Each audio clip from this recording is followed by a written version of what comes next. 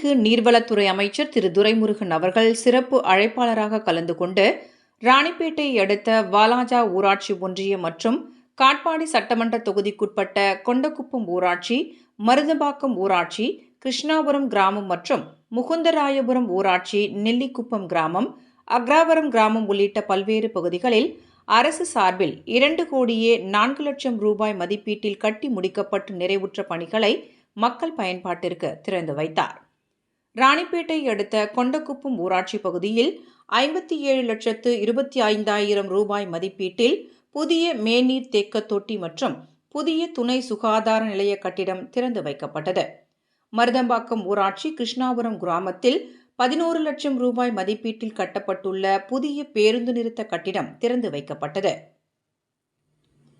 இதேபோல் முகுந்தராயபுரம் ஊராட்சியில் நெல்லிக்குப்பம் பகுதியில் 25,16,000 ரூபாய் மதிப்பீட்டில் கட்டி முடிக்கப்பட்ட புதிய பகுதி நேர நியாய விலைக் கடை, காரிய மேடை மற்றும் அக்ராவரம் கிராமத்தில் 1,10,00,000 ரூபாய் மதிப்பீட்டில் கட்டி முடிக்கப்பட்ட புதிய துணை சுகாதார நிலையம், புதிய பகுதி நேர நியாய விலைக் கடை, புதிய பேருந்து நிறுத்தம், புதிய மேல்நீர் தேக்க தொட்டி மற்றும் தரைமட்ட நீர்த்தேக்க தொட்டி ஆகியவற்றை திறந்து வைத்தார். கூட்டத்தில் மக்களிடையே சென்று ஒவ்வொருவரிடமும் குறைகளை கேட்டறிந்தார். அதனை உடனடியாக நிறைவேற்ற மாவட்ட ஆட்சியரிடம் வலியுறுத்தினார். இதனைத் தொடர்ந்து அக்ராவரம் கிராமத்தில் நடைபெற்ற நிகழ்ச்சியில் 20,00,000 ரூபாய் மதிப்பீட்டில் நலத்திட்ட உதவிகளை நீர்வளத்துறை அமைச்சர் திரு துரைமுருகன் அவர்கள் வழங்கினார். இனிமே விவசாயி எத்தனை ஆத்மவர் வேணா வச்சுக்கிட்டோம், எவ்வளவு நேரம் வேணா போட்டுக்கிட்டோம், கிணத்துல தண்ணி இருந்தா பார்த்துக்கிட்டோம்.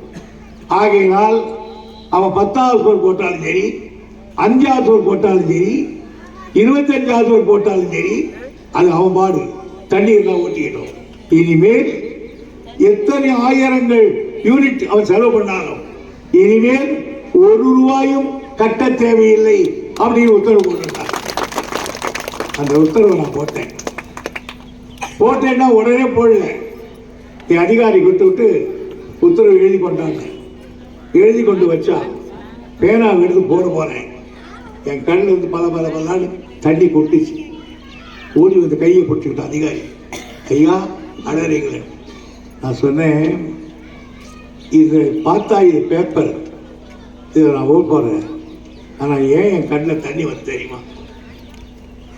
எங்கள் அம்மாவுக்கு எங்களுக்கு 3 பம்ப் செட், 2 மாதத்துக்கு ஒரு தடவை பில்லு வரும். ரொம்ப காஞ்சி போய் தண்ணி இல்லாத கூட தண்ணி கேட்டுருந்தான். 2 மாதத்துக்கு ஒரு தடவை பில்லு வந்தா எங்கள் அம்மா ஒவ்வொரு நகையாக கழட்டி கொடுத்தாங்க. கடைசியில் நான் பச்சை மாசில் படிக்கிறேன், உங்கள் அம்மா சீரியஸ் லெட்டர் வருது, ஃபோன் வருது. ஓடி வந்து பார்த்தேன், எங்கள் அம்மா பணக்கார விட்டு பிறந்தவங்க, மேல்மாயூரில் மணியக்காரர்னா மிகப்பெரிய ஜமீன் மாதிரி இருந்தவங்க. அவ்வளவு நகை போட்டிருந்த தாய் எல்லாத்தையும் இழந்து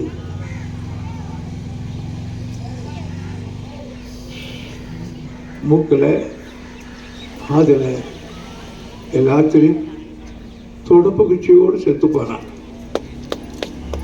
அவளுக்கு பிறந்தவன் நான். என்ன மாதிரி எந்த தாயும் கண்ணீர் வெடிக்கக்கூடாது அப்படின்றதுனால நான் இந்த உத்தரவு போடுறேன்னு சொன்னேன்.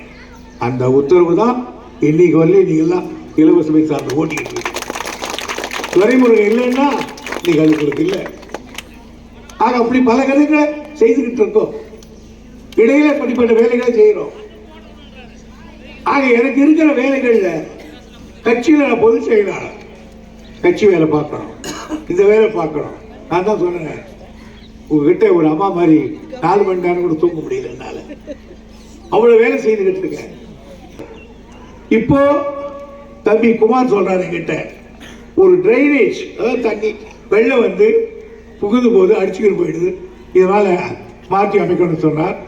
நான் தம்பிக்கு சொல்றேன், அதுக்கு வேண்டிய கலெக்டர்கிட்ட நான் ரிப்போர்ட் கேட்கிறேன்.